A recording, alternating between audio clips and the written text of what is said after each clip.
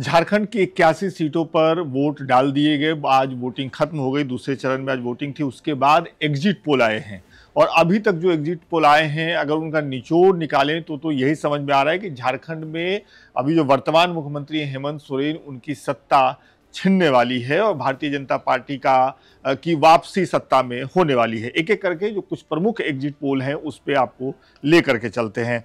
People's plus है, उनका जो है एनडीए को वो 44 से 53 सीटें दे रहे हैं। इंडिया गठबंधन को वो 25 से 37 सीटें दे रहे हैं और अन्य के खाते में 5 से 9 सीटें दे रहे हैं। अगर इस एग्जिट पोल की माने तो एनडीए गठबंधन को बहुमत मिल रहा है। मैट्रिज जो एजेंसी है उसके एग्जिट पोल को अगर आप देखें, आपके स्क्रीन पर है, तो इंडिया गठबंधन को मिल रही है 42 से 47 सीटें, इंडिया गठबंधन को 25 से 30 सीटें मिल रही हैं और अन्य के खाते में 1 से 4 सीटें जा रही हैं। एक्सिस माई इंडिया पोल जो है उसके एग्जिट पोल को अगर देखें तो यहां पे बड़ा उलटफेर हो रहा है।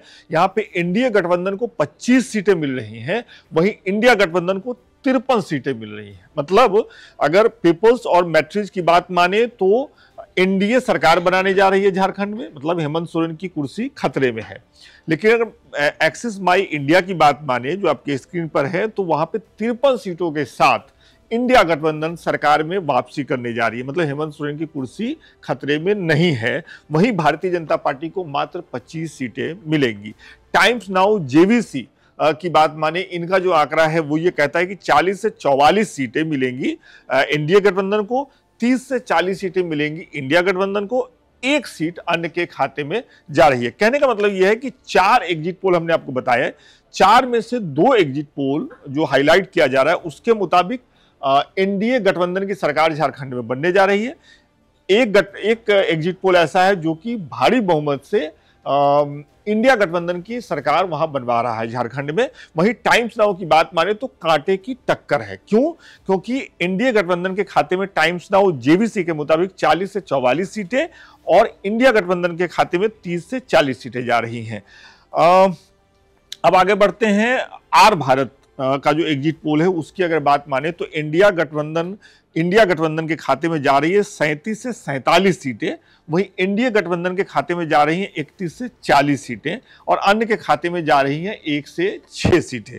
तो ये है कुल मिलाकर के तस्वीर और बटा हुआ है। लेकिन अगर दूसरा एक मेरे सामने है न्यूज़ 18 का जो एग्जिट पोल है उसके मुताबिक एनडीए को मिलने जा रही है 42 से 47 सीटें, इंडिया गठबंधन को मिलने जा रही है 25 से 30 सीटें और अदर्स के खाते में 1 से 4 सीटें जा रही हैं।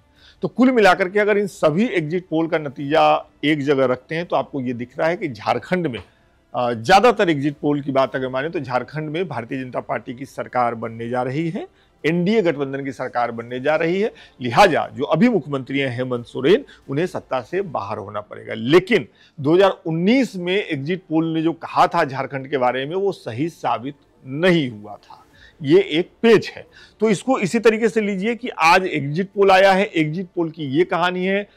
23 तारीख के दिन इसी वक्त शाम के वक्त हम आपको फाइनल नतीजे बता रहे होंगे। झारखंड की जनता का जो फाइनल नतीजा है, झारखंड की जनता जो वर्डिक्ट देगी, वो हम आपको 23 तारीख के शाम में बताएंगे। आज के लिए एग्जिट पोल की अगर माने तो झारखंड में हेमंत सोरेन की कुर्सी खतरे में है। इस वीडियो में इतना ही। बहुत बहुत शुक्रिया।